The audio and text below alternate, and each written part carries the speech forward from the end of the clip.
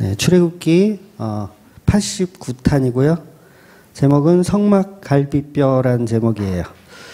출애굽기 26장 15절에서 30절까지입니다. 내용이 좀 어려워요. 성막을 짓는 이 모습을 설명하는 거라 내용이 좀 어렵지만 우리가 천천히 한번 30절까지 읽어보도록 하겠습니다. 너는 조각목으로 성막을 위하여 널판을 만들어 세우되 각 판의 길이는 10규빗, 너비는 1규빗 반으로 하고 각 판에 2촉씩 내어 서로 연결하게 하되 너는 성막 널판을 다 그와 같이 하라.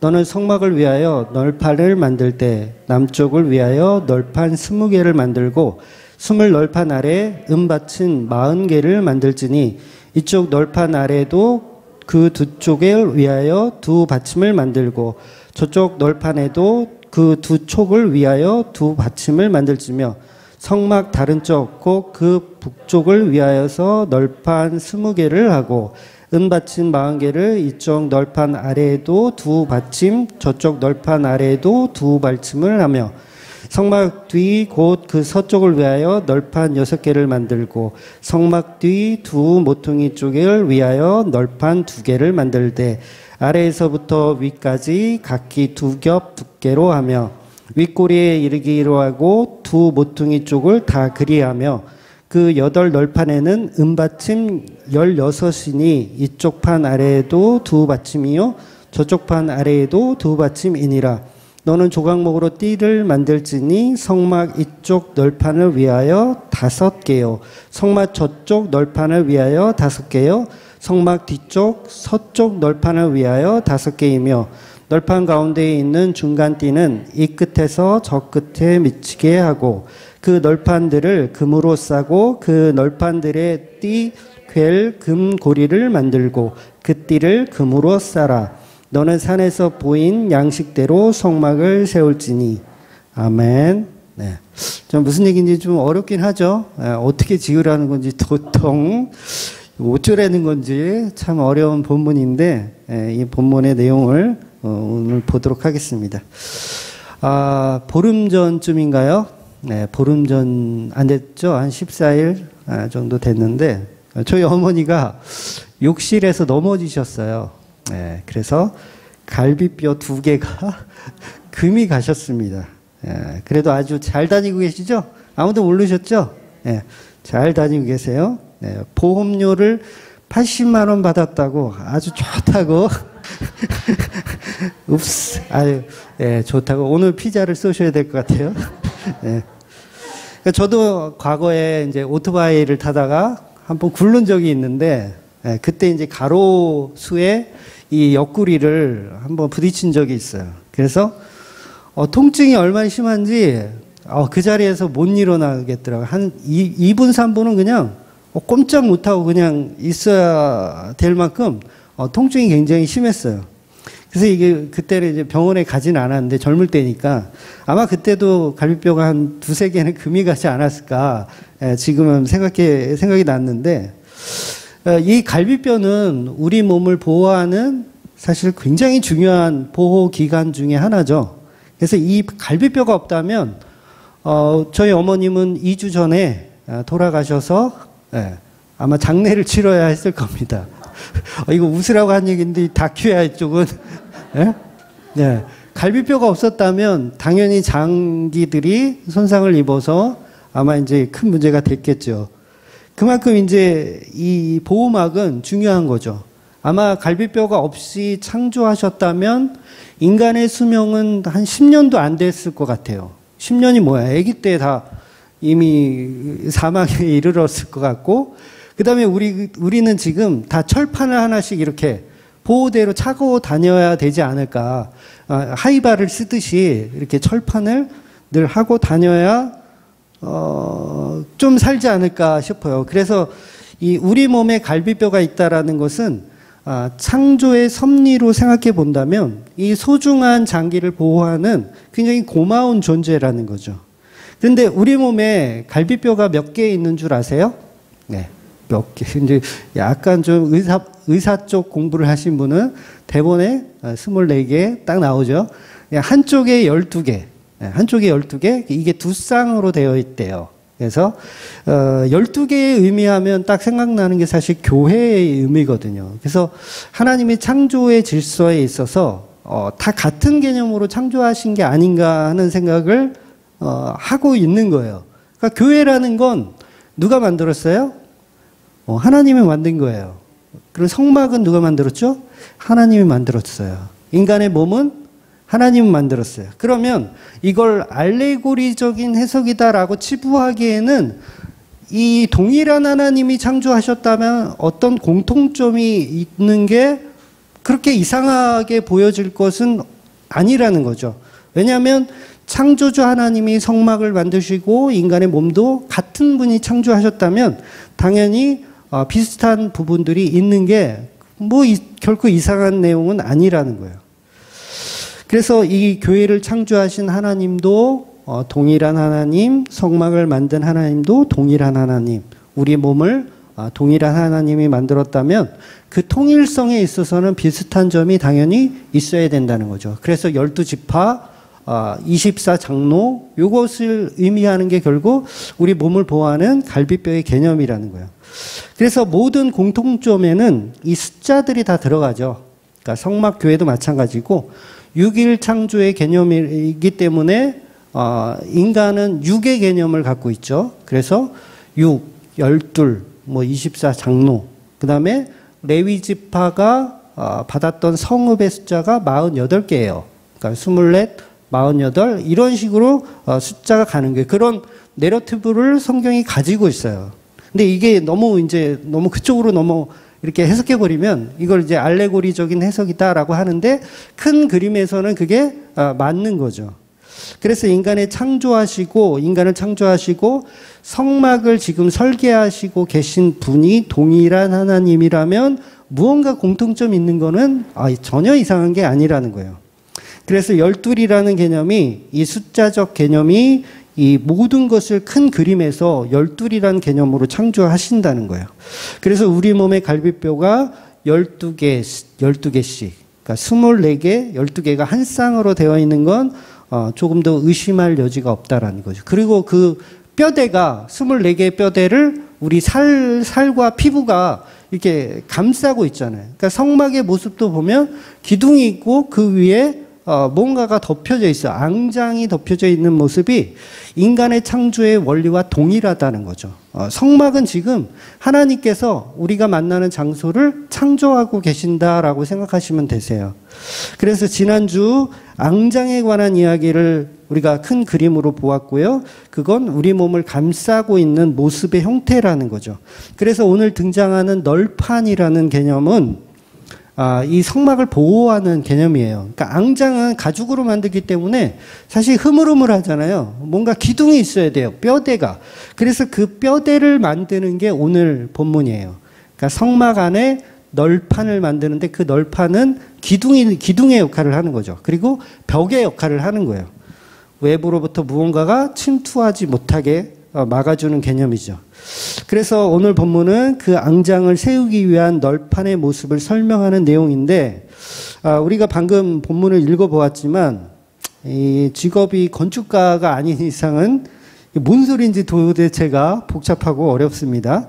그런데 어렵게 생각할 것이 없는 것이 성막 자체를 그냥 예수님과 인간의 몸의 연합이라고 생각하시면 되세요. 그냥 결혼식 하는 장소를 지금 창조하고 계시다라고 생각하면 그냥 어렵지가 않습니다. 그래서 아주 간단하게 이 갈비뼈인 널판의 구조를 이제 설명을 좀 드릴게요.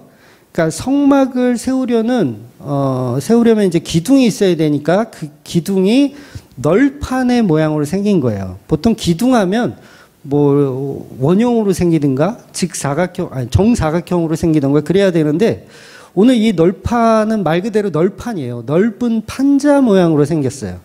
그러니까 여러분 우리 갈비뼈도 약간 널판 모양인 거 아시죠? 동그랗게 안 생겼어요. 저도 왕갈비탕을 좋아하는데 그 왕갈비탕에 나오는 갈비도 이렇게 동그랗지 않고 약간 이렇게 널판 모양으로 생겼더라고요. 그래서 오늘 이 널판의 규격을 보니까 높이가 10규빗, 10규빗이면 1규빗이 45cm가 약간 넘거든요.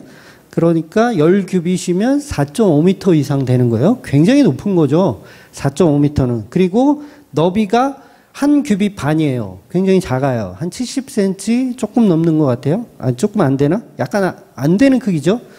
70cm가 안 되고 위로는 4.5m가 넘어요. 굉장히 길다란 판자 모양인 거예요. 길다란 판자. 그런데 이 비율을 보니까 또 7대1 비율이에요.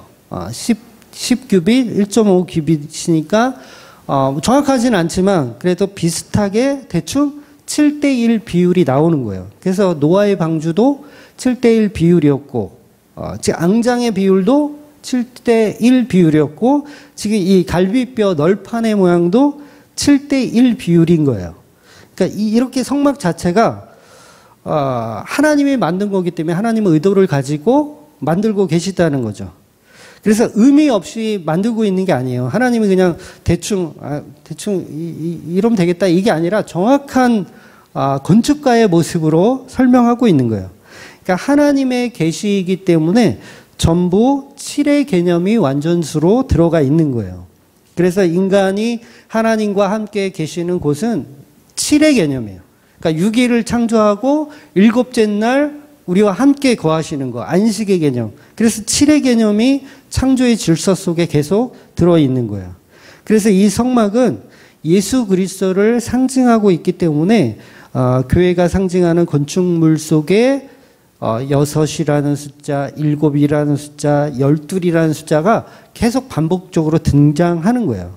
그래서 등장 때도 한 개의 기둥에 6개, 양쪽으로 3개씩 6개가 뻗어나와서 7으로 완성되는 모습이었고, 떡상 위에 떡도 12개가 있는 거예요. 이 12개는 12지파, 12사도를 의미하는 거죠. 교회를 의미하는 거. 그러니까 이 숫자들이 결국은 하나님의 의도대로 만들어지고 있다라는 거, 그게 굉장히 중요합니다.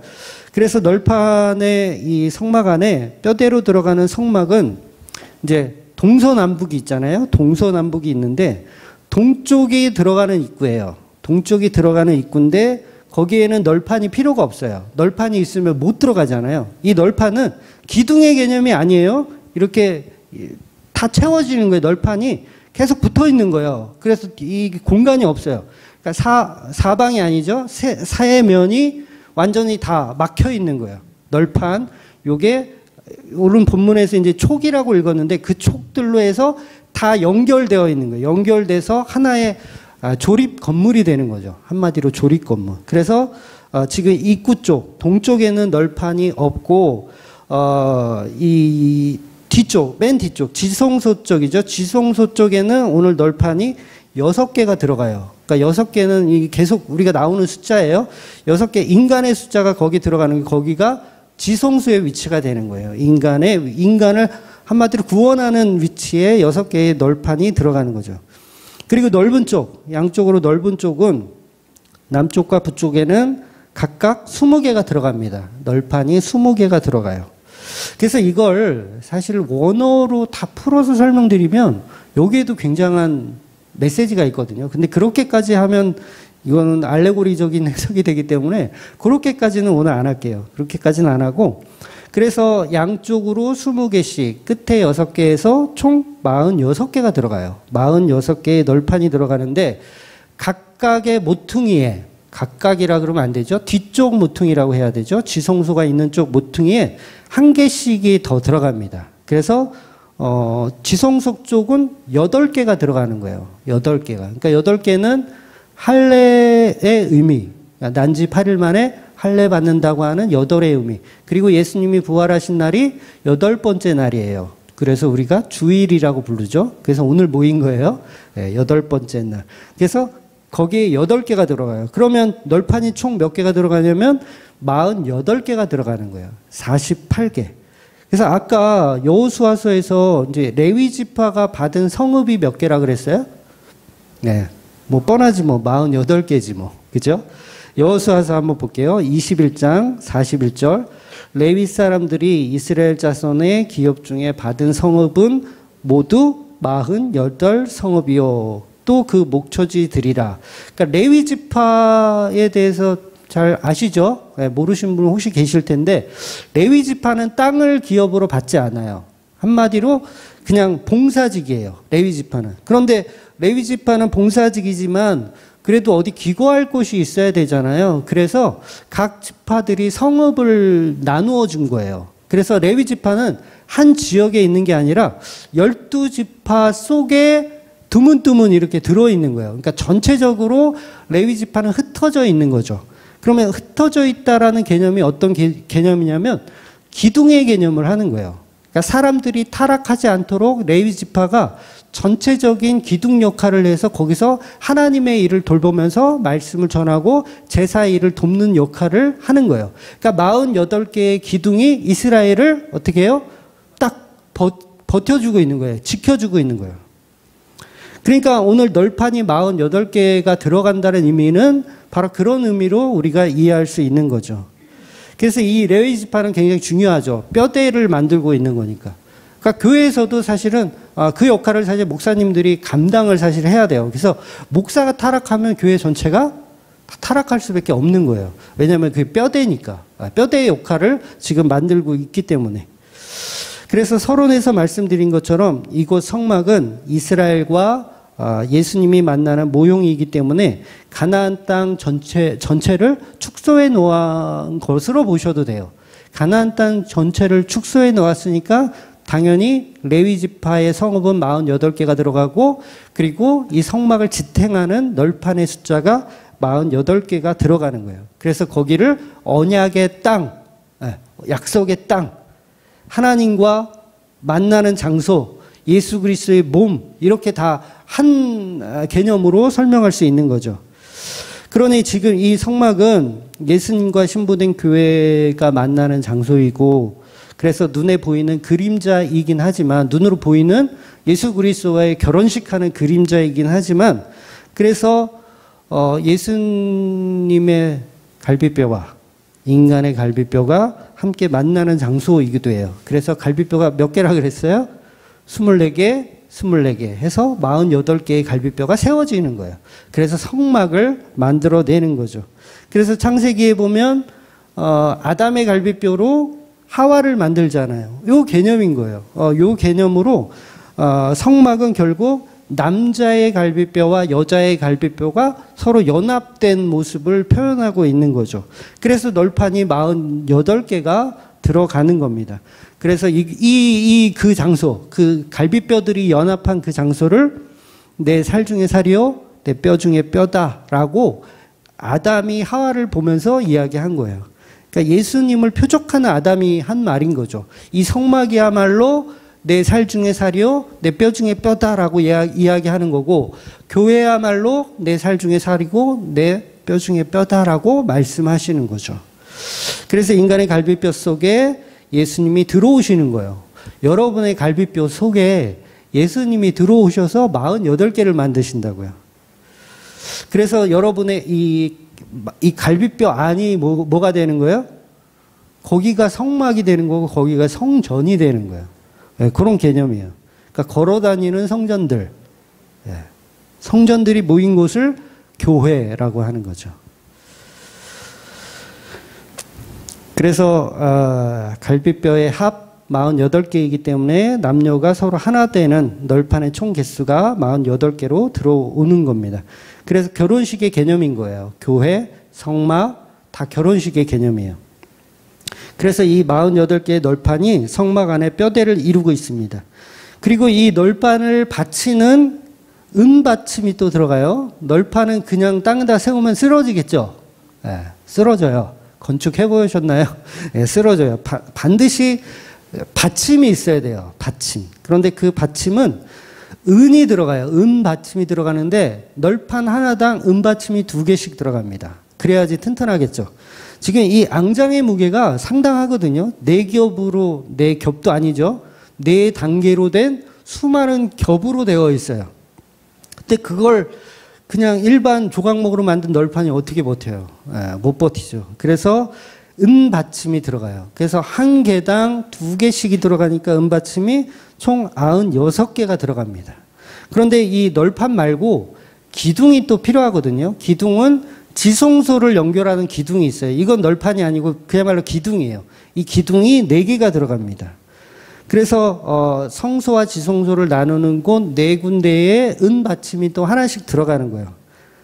그러면 총 은받침이 100개가 들어가죠. 예, 그냥 만나볼게요. 예, 출애굽기 38장 27절에 보면 은 100달란트로 성소의 받침과 휘장문의 기둥 받침을 모두 100개를 모아 만들었으니 각 받침마다 한 달란트씩 모두 100달란트요 라고 말하죠. 정확하게 맞죠? 정확하게 100달란트가 들어가는 겁니다. 그런데 이 각각의 이 기둥에 이 은 받침대가 달란트가 들어가는데 은 달란트로 들어가는데 이 한 달란트 무게가 34kg 정도가 되거든요. 그러니까 100개가 필요하려면은 3.4톤 맞죠? 네, 3.4톤이 필요해요. 엄청난 양이에요. 그러니까 앙장의 무게를 버티려면 그 정도가 아니면 사실 불가능할 것 같아요. 그러니 이 3.4톤의 은 위에 이제 널판, 갈비뼈가 48개가 세워지고 기둥 4개가 세워지는 거예요. 그러니까 4단계의 앙장을 들어 올릴 수 있는 겁니다. 그래서 각각의 은받침대는 한 달란트로 만드는데 이 한 달란트가 의미하는 것은 지난 시간인가 말씀 한번 드렸죠. 빼앗기는 자의 의미라고 설명드렸어요. 그래서 십자가에 죽으신 예수님의 희생으로 기둥이 세워진다는 의미예요. 그러니까 결국 십자가는 예수님의 한 달란트를 설명하는 겁니다. 빼앗기는 자의 희생. 성경에서 빼앗기는 자 누구예요? 예수님이에요. 저와 여러분이 아니라, 저와 여러분이 빼앗기는 게 아니라 빼앗기는 자는 예수님이에요. 생명을 빼앗기셨고 그 보좌를 빼앗기셨고 모든 걸 다 빼앗기신 분이 바로 어린 양 예수의 피라는 거죠. 그래서 우리의 죄를 인해서 예수님은 강제로 생명을 빼앗긴 그 빼앗김의 의미가 성막 안에 받침으로 다 들어가는 거예요. 예수로 세워지는 교회, 예수로 세워지는 갈비뼈, 요걸 표현하고 있는 거죠. 그러니까 오늘 성막의 모든 은받침은 100달란트와 널판들은 모두 예수님의 십자가 말고 세울 수 있는 것은 없다. 오직 예수님의 십자가로만 세워진다. 그 희생과 사랑으로만 성막이 완성된다라는 거예요. 그러니까 저와 여러분이 섬기는 교회도 누가 희생해서 세우신 거예요? 예수님의 십자가로 희생해서 세운 거예요. 이 목사가 세운 게 아니라 이 목사가 사업을 포기하고 희생 정신으로 인해서 교회를 세운 게 아니라 예수님이 세웠다는 거죠. 그래서 예수님이 세우신 그 신부된 교회에서 결혼식이 이루어지는 장면을 소개하고 있는 겁니다. 성막은 결국 예수님의 피로 만든다고 결론으로 생각하시면 돼요. 그래서 교회는 우리의 수고와 노력이 아닌 오직 예수님의 십자가 공로의 피로 인해서 만들어진 오직 예수님의 갈비뼈로만 만들어지는 은혜를 아셔야 된다는 겁니다. 그래서 이 널판은 조각목으로 역시 조각목으로 만들고요. 당연히 순금으로 입혀요. 순금으로 입힙니다. 그러니까 금으로 만들지만 앙장에 가려져서 밖에서는 전혀 보이지 않아요.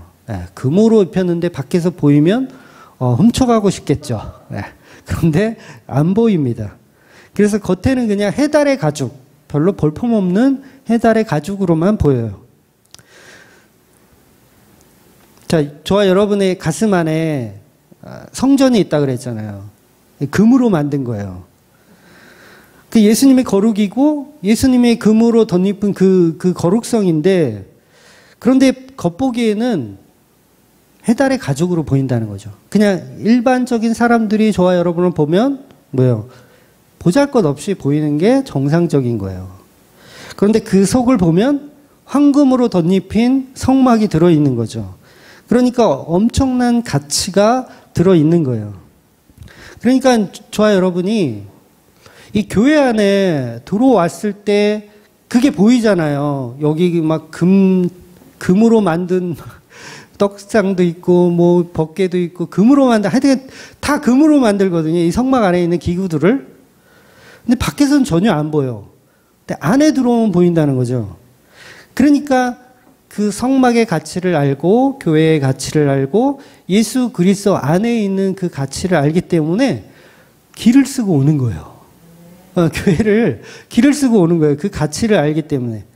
그 속에 어떤 가치가 있는지를 성도들만 볼 수 있기 때문입니다. 왜냐하면 성막 안에 들어와야 그것들을 볼 수 있기 때문에 그래요. 그래서 성도는 그 성막과 교회 안에 진주와 같은 보물이 있기 때문에 황금과 같은 그보다 더 큰 가치 때문에 성도들의 눈에만 보이는 가치 때문에 우리는 예수 그리스도의 몸된 교회를 찾아갈 수밖에 없는 거죠. 그래서 율법적인 어떤 법을 만들지 않아도 뭐 주일 성수라는 법을 만들지 않아도 11조라는 법을 만들지 않아도 율법을 가리킬 필요도 없어도 성도들은 교회에 모이기를 힘쓰고 자기가 준비한 떡을 나누어주는 그런 성도들이 된다는 거예요. 왜냐하면 그 속에는 어마어마한 예수 그리스도의 보혈의 공로가 있다라는 걸 성도들은 볼 수 있거든요. 그러니까 소중한 은혜가 있으니까 율법으로 가르치지 않아도 우리는 성막 안의 가치를 아는 거예요. 그러니까 보통 이제 교인들도 코로나19인데 왜 그렇게 모이냐고 손가락질을 하기도 하거든요. 교인들도. 그러니까 일반 사람들은 당연한 거고 그 사람들은 당연히 욕하는 거고요. 저는 그게 잘못됐다고 생각 안 해요. 욕해야 돼요. 세상 사람들은 욕하는 게 당연한 거예요. 해달의 가죽을 보고 저걸 아름답다 얘기하면 그건 멍청이죠. 욕해야 돼요. 욕하는 게 당연한 거예요. 그러니까 엊그제 우리 큰딸 진주가 생일이었어요.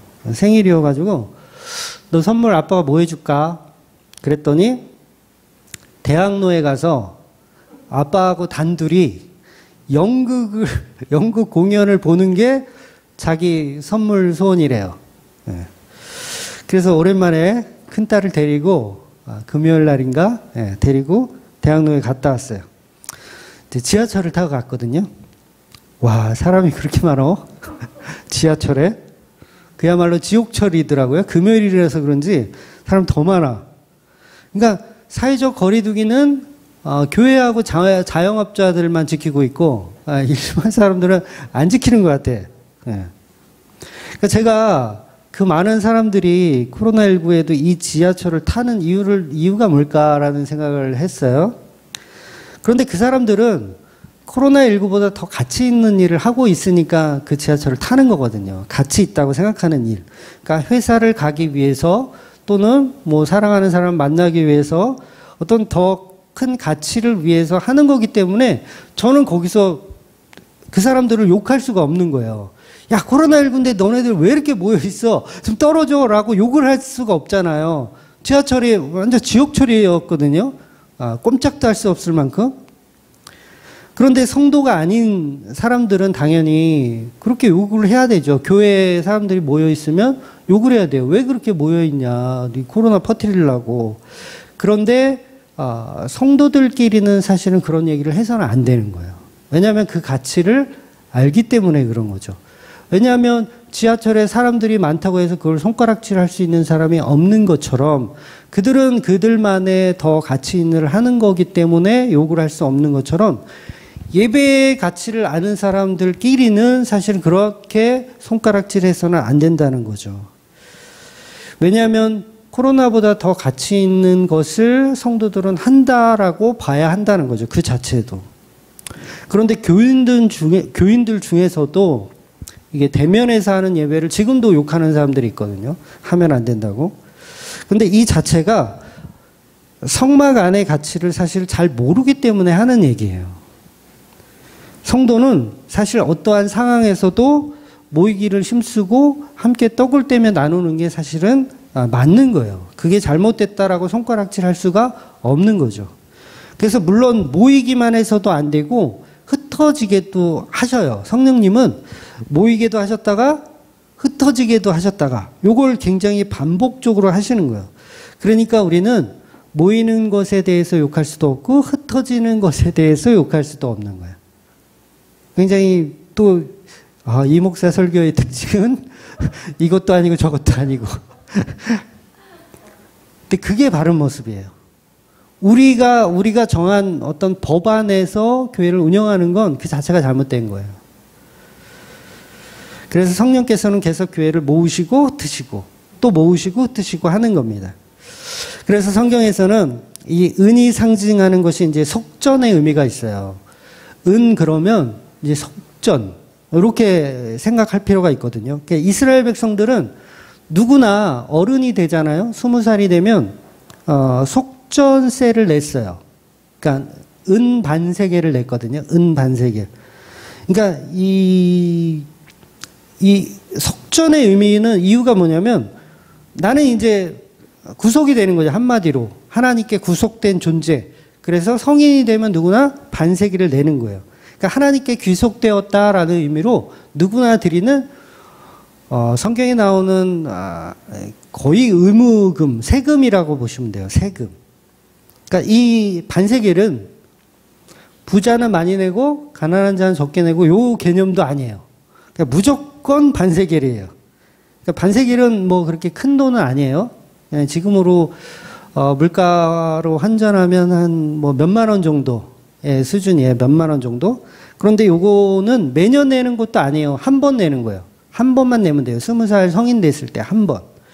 그런데 예수님 당시에는 요것도 자주 내는 걸로 바꿔놨잖아요. 바리새인들이 자주 내는 걸로. 정기적으로 내는 세금으로. 그래서 이 세금은 유일하긴 한데 이거는 계속 내는 세금은 아니라는 거죠. 그래서 그 아브라함이 낸 11조도 사실은 일회성인 거 아시죠? 한 번밖에 안 한 거예요. 아브라함의 11조. 그리고 야곱이 서원했던 11조도 일회성이에요. 일회성. 한 번 하는 거예요. 그리고 실제로 했는지 안 했는지도 모르고 제가 봤을 때 안 한 것 같고. 그러니까 오늘날의 교회도 11조 헌금을 아브라함이 했으니 우리도 매달 해야 된다라는 건 이건 너무 억지 주장이 되는 거예요. 왜냐하면 아브라함은 한 번 한 거기 때문에.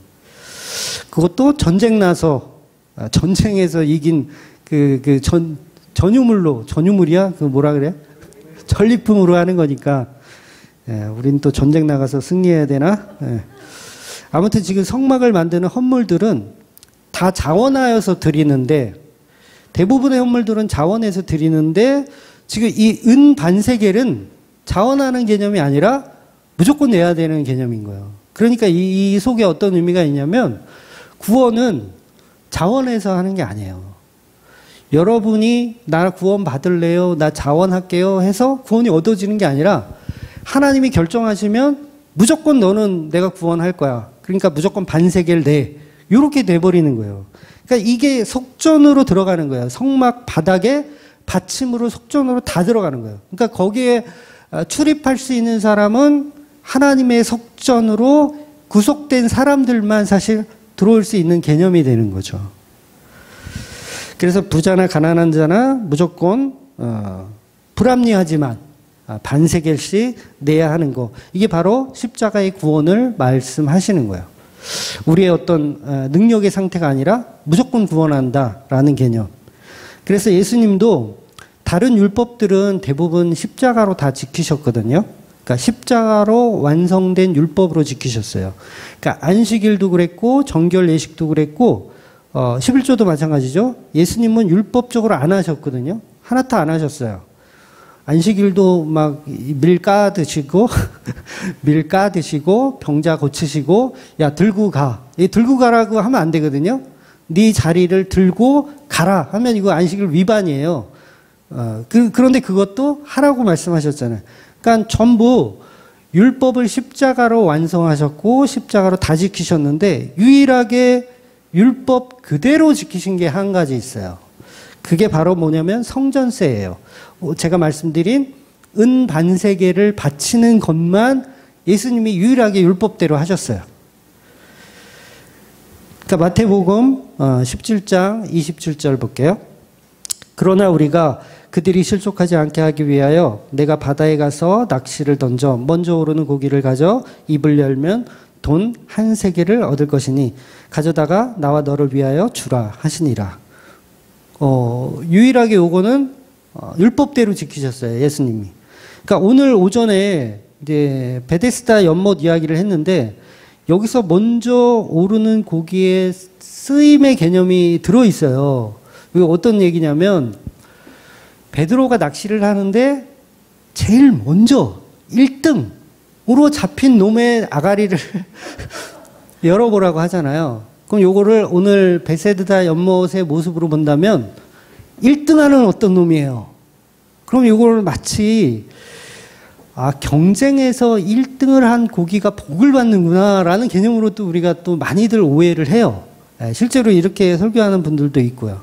근데 절대 그 얘기가 아니라 예수님은 아무것도 하지 않은 38년 된 병자를 찾아가서 은혜를 부어주시는 것처럼 베드로에게 잡히는 첫 번째 고기가 지가 열심으로 했나요? 나 베드로가 좀 있으면 오실 테니까 내가 확 물려야지. 이러고 준비한 물고기가 있어요? 그 자체가 은혜예요. 그 자체가 은혜인 거예요. 내가 1등이 되게 만드시는 분은 예수님이라는 거죠. 그러니까 1등 자체가 여러분 나쁜 게 아니에요. 또 오늘 오전 설교를 오해해서 내가 1등으로 가면 목사님한테 혼나니까 내가 주차장에서 기다리고 있다가 김집사 들어가면 내가 2등으로 들어가야지. 이렇게 또 오해하시면 안 되세요. 그 얘기가 아니라 1등을 만들어내시는 분은 예수님이라는 거예요.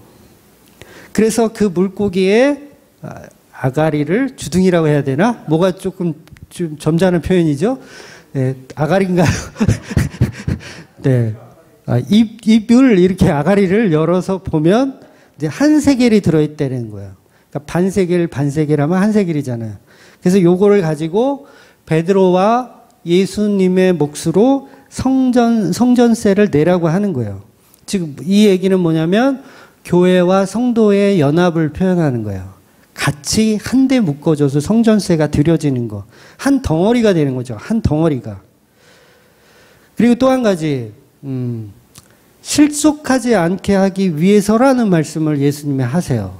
이건 또 무슨 얘기일까? 그러면 사람들 눈치 보시나 예수님이? 그러신 건 아니잖아요. 사람들 눈치 보시는 스타일은 아닌데 그럼 왜 실족하지 않게 하기 위해 성전세를 내야 된다라고 말씀하셨을까? 예수님은 성전세 낼 필요 없다고 말씀하시거든요. 내가 하나님의 아들이기 때문에 성전세 낼 필요 없다. 저도 저희 어머니 식당에 혼자 갔을 때 밥 먹고 돈 안 내거든요. 그런 개념이에요. 예수님은 성전에서 성전세를 내실 필요가 없지만 사람들이 실족할 수 있으니 성전세를 내라고 말씀하시는 거예요. 이 얘기는 뭐냐면 결국 예수님께서 베드로 너에게 내가 너를 교회로 만들 거야 라는 표현인 거예요. 내가 너를 교회로 만들 거야. 성전세를 내는 이유가 뭐냐면 내가 너를 교회로 만들 거야. 그래서 너 주위의 사람들이 실족하지 않게 하기 위해서 너가 교회됨을 사람들이 보고 그 십자가의 표적으로 성도를 만들어내는 그 작업을 내가 하기 위해서 성전세를 바치라고 하는 거예요. 그래서 성도는 반드시 예수님과 연합된 그 모습으로 성전세가 바쳐지는 거예요. 그러니까 성전 안으로 들어가는 영광이 주어진다는 것이죠. 그런데 그 방법이 뭐냐면 낚시를 하라는 거예요. 낚시. 이 낚시는 뭐죠? 베드로에게 주신 말씀이었어요. 처음에 예수님 만날 때 하셨던 말씀. 내가 너로 사람을 낚는 어부가 되게 하리라. 그래서 베드로는 일부러 예수님은 너 낚시해라 하는 거예요. 그래서 베드로가 낚시해서 이 물고기를 낚았지만 실제로 본질은 뭐냐면 사람 낚는 어부로 지금 만들어 가신다라는 말씀을 하고 있는 거예요. 그래서 성도들은 교회로 성장할 수 있도록 베드로는 낚시를 해서 너와 나를 위하여 성전세를 바치라고 하는 겁니다. 그래서 이 반세겔은 속전의 개념이 있다라는 거예요. 속전의 개념. 그래서 성막의 기초는 예수 그리스도의 속전으로, 예수 그리스도의 빼앗김으로, 예수 그리스도의 보혈의 피, 빼앗김의 결론은 십자가니까 그 십자가의 저주, 십자가에서 완전히 버림받음으로 그 성전의 기초를 세우는 거예요. 그래서 이 한 달란트가 받은 그것, 빼앗겨서 10달란트에게 주어지는 그 개념, 그걸 예수님이 감당해 내시는 거죠. 십자가로 감당해 내시는 거예요. 그래서 유다가 은 30에 예수님을 팔았을 때 예수님은 유다의 배신을 알고도 어땠어요? 그냥 팔려 가신 거잖아요. 속전의 개념이에요. 그것도. 속전의 개념. 그러니까 저와 여러분이 예수를 믿고 성전된 그 성막이 우리 안에 있다라면 우리의 삶은 결국 누가 만들어셨냐? 예수님이 만드신 걸로 보시고 살아야 돼요. 그러니까 우리가 성막 안에 들어갈 수 있는 자유를 얻을 수 있었던 건 바로 한 달란트 된 그 은 받침들 때문에 가능했다. 그래서 예수님의 십자가로 인해서 저와 여러분이 지금 복음을 듣고 있는 거예요.